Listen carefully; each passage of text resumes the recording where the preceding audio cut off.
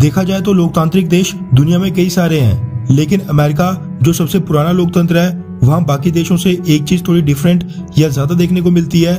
वो ये कि अमेरिका की कई तरह की एजेंसीज कई सारी रिपोर्ट्स तैयार करती हैं, रिसर्च वर्क करती है और डेटा कंपाइल किया जाता है। और न सिर्फ अमेरिका के बारे में, बल्कि अमेरिका के जो अलाइज यानी मित्र देश हैं, या फिर अमेरिका के दुश्मन देश रशिया या फिर चाइना हो गया, या फिर नाटो देश ही क्यों ना हो, इनसे रिलेटेड भी हर साल कई तरह की रिपोर्ट्स को यूएस कांग्रेस के सामने रखा जाता है। सेम इसी तरह जब दुनिया में कोई मेजर जियोपॉलिटिकल घटना हो, कोई उथल पुथल हो जो बस अमेरिका ही नहीं बल्कि कई सारे देशों को अफेक्ट करती हो, तब भी यूएस कांग्रेस इस पर संज्ञान लेती है।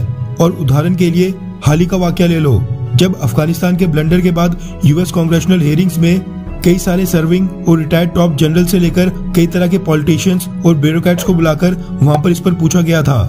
डेमोक्रेटिक तो दुनिया भर में और भी कई सारे देश हैं, लेकिन बाकी देशों में इस तरह की चीजें कम ही देखने को मिलती हैं। अमेरिका की जो एजेंसीज इस तरह की रिपोर्ट्स हर साल तैयार करती हैं, इनकी विश्वसनीयता काफी ज्यादा होती है। इसलिए जब इस तरह की रिपोर्ट सामने आती है तो ये अगले दिन ही दुनिया भर के मीडिया हाउसेस में हेडलाइंस बन जाती हैं। ठीक ऐसा ही हुआ इस बार भी। यूएस में कांग्रेशनल रिपोर्ट के बारे में आज की डेट में बहुत ही ज्यादा चर्चा हो रही है, जो कि हाल ही में रिलीज हुई थी और हाइपरसोनिक मिसाइल्स के बारे में है। क्योंकि रिसेंटली कुछ ऐसी रिपोर्ट्स निकल कर आई थी कि चाइना ने एक ऐसी हाइपरसोनिक न्यूक्लियर मिसाइल का टेस्ट किया है जो पूरी धरती का चक्कर लगाकर अपने टारगेट को हिट कर सकती हो। हालांकि इस बार चाइना का ये टेस्ट थोड़े मार्जिन से फेल हो गया था, क्योंकि चाइना की हाइपरसोनिक मिसाइल अपने टारगेट से कुछ ही किलोमीटर दूर जाकर गिरी थी। यानी कि हम कह सकते हैं कि चाइना 2 से 3 सालों के अंदर अंदर इस टेक्नोलॉजी में भी महारत हासिल कर सकता है। चाइना के इस टेस्ट के बाद हाइपरसोनिक मिसाइल्स के ऊपर दुनिया भर में चर्चा काफी तेज हो गई है। ये सब घटनाक्रम चल ही रहा था कि इसी बीच अब हाइपरसोनिक मिसाइल के ऊपर एक यूएस कांग्रेशनल रिपोर्ट सामने निकल कर आ रही है। रेफरेंस के लिए आपकी स्क्रीन पर द प्रिंट के आर्टिकल का स्क्रीनशॉट है, जिसके मुताबिक अमेरिका ने अपनी रिपोर्ट में खुलासा किया है कि भारत भी उन चुनिंदा देशों की रेस में शामिल है जो बहुत ही जल्द एक हाइपरसोनिक मिसाइल से लैस होने वाले हैं। रिपोर्ट्स के मुताबिक यूएस कांग्रेशनल रिपोर्ट में दावा किया गया है कि रशिया, चाइना और अमेरिका, इन तीनों देशों के पास दुनिया के सबसे एडवांस्ड हाइपरसोनिक वेपन प्रोग्राम्स हैं। लेकिन कुछ और देश हैं जो कि इस टेक्नोलॉजी पर बेसब्री से काम कर रहे हैं, जिनमें भारत, फ्रांस, जर्मनी, जापान और ऑस्ट्रेलिया शामिल हैं। भारत के बारे में इस रिपोर्ट में खुलासा किया गया है कि भारत अपने हाइपरसोनिक प्रोग्राम में रशिया की हेल्प ले रहा है। भारत और रशिया दोनों मिलकर ब्रह्मोस 2 हाइपरसोनिक क्रूज मिसाइल पर काम कर रहे हैं, जिसकी स्पीड मैक 7 तक होने वाली है। वैसे आपकी जानकारी के लिए बता दूं कि मैक 5 या उससे ज्यादा स्पीड वाली मिसाइल्स को हाइपरसोनिक मिसाइल कहा जाता है।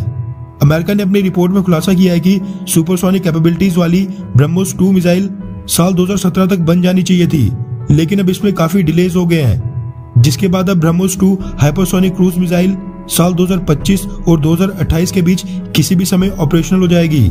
रिपोर्ट में यह भी दावा किया गया है कि भारत रशिया के बिना भी एक इंडिजीनियस यानी स्वदेशी hypersonic technology demonstrator vehicle programme पर काम कर रहा है, जिसके मैक 6 की स्पीड वाले स्क्रैमजेट इंजन की भारत ने 2 बार सक्सेसफुल टेस्टिंग कर भी दी है, 1 जून 2019 में और 2 सितंबर 2020 में। अमेरिका ने अपनी रिपोर्ट में भारत के ऊपर खुलासा किया है कि भारत के पास 12 हाइपरसोनिक विंड टनल्स हैं और भारत के पास मैक 13 तक की स्पीड की टेस्टिंग करने की क्षमता है। यानी इस यूएस रिपोर्ट से भारत को लेकर 2 बड़ी बातें निकल कर आती हैं। एक ये कि भारत रशिया के साथ मिलकर ब्रह्मोस 2 क्रूज मिसाइल पर काम कर रहा है, जो कि हाइपरसोनिक होने वाली है और साल 2025 और 2028 के बीच कभी भी ऑपरेशनल हो सकती है।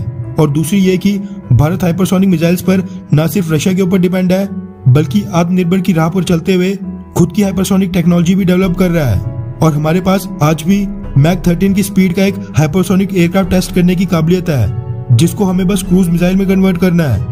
डीआरडीओ ने तो खैर आज तक ओपनली कभी नहीं कहा है कि वो हाइपरसोनिक मिसाइल टेक्नोलॉजी बनाने के बिल्कुल करीब है, या फिर इसकी टेस्टिंग कर रहे हैं, या फिर हमारे पास इस तरह की हाइपरसोनिक मिसाइल्स ऑपरेट करने की टेक्नोलॉजी ऑलरेडी आ गई है।